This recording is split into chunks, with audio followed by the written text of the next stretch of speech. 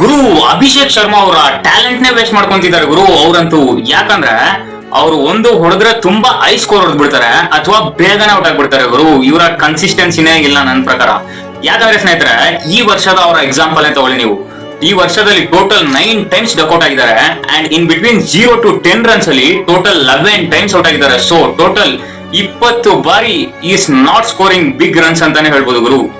ನೀವೇ ಒನ್ಸ್ ಯೋಚನೆ ಮಾಡಿ ನೋಡಿ ಸ್ನೇಹಿತರೆ, ಅವ್ರು ಹೆಂಗ್ ಆಡ್ತಾರೆ ಅಂದ್ರೆ, for example if starting 10 innings ಅಲ್ಲಿ ಸ್ಕೋರ್ ಮಾಡಿಲ್ಲ ಅಂದ್ರೆ 11th ಇನ್ನಿಂಗ್ಸ್ ಅಲ್ಲಿ ಅಬೌವ್ 70 ರನ್ಸ್ ಆರ್ ಸೆಂಚುರಿ ಹೊಡಿತಾರೆ. ಸೊ ಇದ್ರ ಮಧ್ಯೆ ಇನ್ ಬಿಟ್ವೀನ್ 7 to 8 ಇನ್ನಿಂಗ್ಸ್ ಏನಾಗ್ತಿದೆ ಅಂದ್ರೆ ಅವರು ತುಂಬಾ ಟೈಮ್ ತಗೊಳ್ತಿದ್ದಾರೆ ಬೌನ್ಸ್ ಬ್ಯಾಕ್ ಮಾಡೋದಕ್ಕೆ ಅಂತ ಅರ್ಥ. ನೋ ಕನ್ಸಿಸ್ಟೆನ್ಸಿನೇ ಗುರು ಇವ್ರದಂತೂ. ವರ್ಲ್ಡ್ ಕಪ್ ಅಲ್ಲಿ ಪೂರ್ತಿ ಫ್ಲಾಪ್ ಆಗಿದ್ದಾರೆ. ಐ ಅಗ್ರಿ ಗುರು, ಫೈನಲ್ಸ್ ಅಲ್ಲಿ ಸ್ಕೋರ್ ಮಾಡಿದ್ರು, ಬಟ್ ಅವರ ಜೊತೆ ಸಂಜು ಸ್ಯಾಮ್ಸನ್ ಅಂಡ್ ಇಶಾನ್ ಕಿಶನ್ ಸಹ ಬ್ಯಾಕಪ್ ಕೊಟ್ರು ವರ್ಲ್ಡ್ ಕಪ್ ನಲ್ಲಿ ಅಲ್ವಾ. IPL ಪ್ಲೇ ಆಫ್ ಸ್ಟೇಜಸ್ ಅಲ್ಲಿ ಫ್ಲಾಪ್ ಆದ್ರು, ಏಷ್ಯಾ ಕಪ್ ಫೈನಲ್ಸ್ ಅಲ್ಲಿ ಫ್ಲಾಪ್ ಆದ್ರು. ನನಗಂತೂ ಒಂದು ಅರ್ಥನೇ ಆಗ್ತಿಲ್ಲ ಗುರು. ನನ್ನ ಪ್ರಕಾರ Abhishek Sharma is the best player Guru. But ಅವರು ಈ ತರ ಆಡೋದು ನೋಡಿದ್ರೆ ನನಗೆ ಬೇಜಾರಾಗುತ್ತೆ.